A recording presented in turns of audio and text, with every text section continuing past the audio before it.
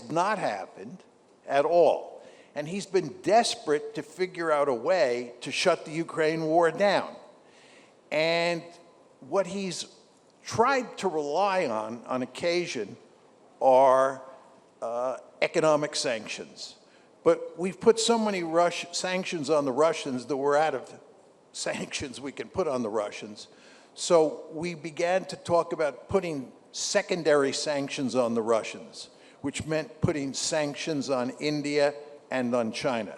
The United States, of course, could not put meaningful sanctions on China because China has threats that it can bring to bear against the United States. And instead, what happened is the United States focused on punishing India with sanctions. As you know better than I do, this is what happened last year in 2025. And it poisoned relations between India and the United States. And it was not in America's strategic interest to do this, because again, China is a peer competitor to the United States. The United States should be focused laser-like on China, and it should have good relations with India. But again, the fact is the United States has also gotten itself into a total mess in Ukraine, and to get out of that mess, it thought that it could sanction India, and that would help.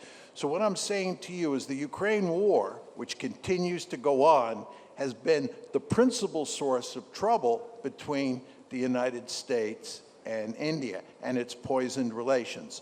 I want to make one final point, and that is that one cannot discount President Trump's personality. First of all, President Trump loves tariffs. He is the tariff king. And independent of Ukraine, he's going to put tariffs on countries all over the world, including India. Furthermore, President Trump has a mercurial personality. He changes his view on all sorts of